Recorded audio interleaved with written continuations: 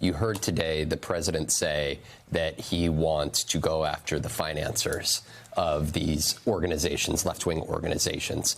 He said that he wants to put George Soros in jail. Okay, but there is no link here that has been presented. And even Stephen Miller here at the White House today suggested that he wants the DOJ to investigate it. So they're making these claims that somehow there's these left-wing organizations that are behind this, but there's nothing that goes with it. He said that they're going to try to take tax-exempt status from everybody. He threw out RICO charges. That was the other charges.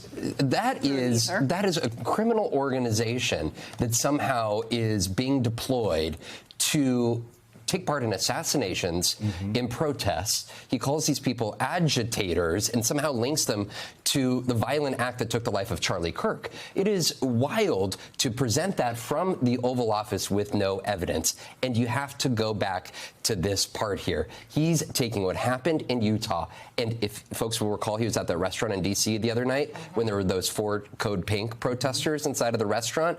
He said in the same breath that those folks should be a part of this RICO charge. So people that were demonstrating, not attacking him inside of a D.C. restaurant, he is linking to what is taking place in terms of the assassination of Charlie Kirk. I don't know exactly what this looks like here, but I think it's very clear the White House doesn't either. All we do know is that he's ordered the Department of Justice to go and try to seek charges of some sort.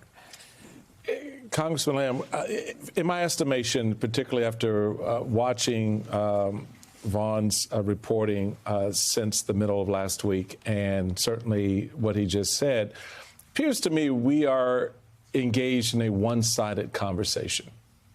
And there's a lot of mourning on behalf of Americans across the political spectrum. Certainly Democrats like Pete Buttigieg and other leaders in the Democratic Party coming out denouncing what happened, the scourge that it represents to the body politic. And then the other conversation is exactly what we just heard Vaughn lay out. Recrimination, blaming, and finger pointing instead of healing. And we just in the last segment had that conversation about how the country moves itself forward. I'm curious if you see this a little bit the way I do, in the sense that I think we have to unpack where the country wants to be right now.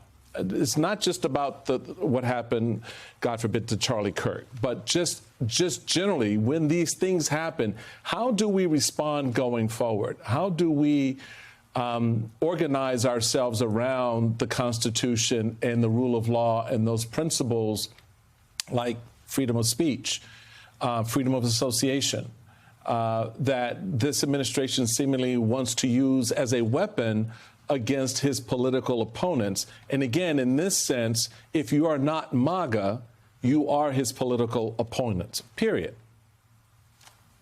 That's right. I think that, to use your term, a one-sided conversation, I think we have to have enough confidence in ourselves and in our position to have a little bit of a one-sided conversation in front of the American people. So when Secretary Buttigieg or Governor Shapiro in my state or various leading Democrats are willing to come out and say, it was horrible what happened to Charlie Kirk. This is a crime. Thank God the person has been caught. You can't ever have violence, particularly against people you disagree with.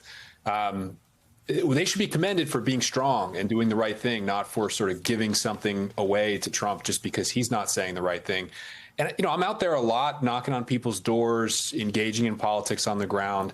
People don't move so fast from what happened to Charlie Kirk to the idea that there's going to be this roundup of all the usual left-wing suspects, whoever Kash Patel identifies or whatever. I mean, people still get that this was a crime committed by one person and he has been caught, and we have to do everything we can to not have this kind of thing happen again. And I think Democrats are in the right place.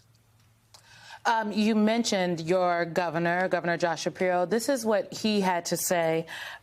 This was an X post yesterday responding to Trump's comments about agitators and scum. He wrote, "No one party is immune from political violence. My family and I can attest to that. Using the rhetoric of rage and calling some of our fellow Americans scum, no matter how profound our differences, only creates more division and makes it harder to heal." Look, Vaughn, I think that the elected officials, there are a lot of Democrats, some some Republicans, we've heard from them, not the president, but other people, who have denounced the rhetoric. In terms of Democratic elected officials, what is your reporting telling you? What are you hearing? Because I do think folks are like, look, we have the people that I've talked to, they say we've roundly rejected the rhetoric. We are not trafficking in this both sidesism. We are trying to elevate, yet they feel like that the majority of people are not in the place where the president is, but they feel as though that the folks I've talked to said, well, maybe it's not enough. And I think that's kind of a hopeless place for folks to be. And I have hope. I thought some of our other elected officials had hope, but what are you hearing from people? There's an absence of who to partner with. Yeah. And I think that is the difficult part when a Republican Party right now is being urged not to extend a hand and not to call for unity. If you go back to 2017, after the shooting of Steve Scalise and the Republicans on that ball field, Steve Scalise got out of the hospital and said that he believed in kindness even more than he had before. But that's not what Republicans are being urged to do. You know, you heard from the president, you heard from Stephen Miller, you heard J.D. Vance. Everybody was listening to the 2-hour podcast today. Steve Bannon on his War Room podcast today, he called out Spencer Cox very explicitly, saying Cox's message is, let's have a big group hug. We're not having a group hug. If we have a group hug, the country is going to be destroyed. So for Democrats, it is difficult to find a partner when the other party that could unify is being urged by the loudest and most consequential voices within it to not.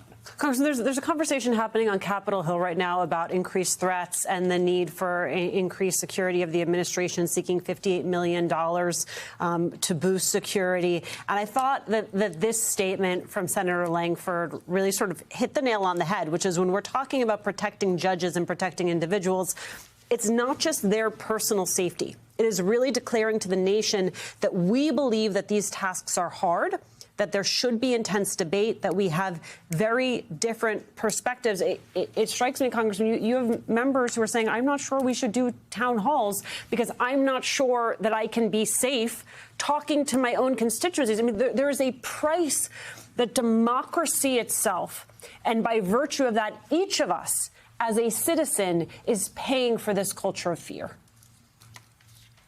I agree with you totally. And, you know, I don't like the fact that we're going to have to spend government money to protect these members of Congress, but it's long past time that we do. I mean, it's been dangerous for members of Congress for years. Your average member of Congress gets no official security protection. They finally have some money in their budget, but even that's not the same as like Capitol Police or obviously what the president has. But we need people out doing these town halls. They need to face their constituents and answer questions about the things they say. Like when a Republican member of Congress goes out there and says that the left is a terrorist organization or the enemy, and you can't give in to them under whatever circumstances right now, like they shouldn't have an excuse to not go out and answer questions from their constituents about that because they're afraid of being attacked. They should have the security. And if they choose not to do their job by holding town halls after that, it's on them and the constituents can understand that.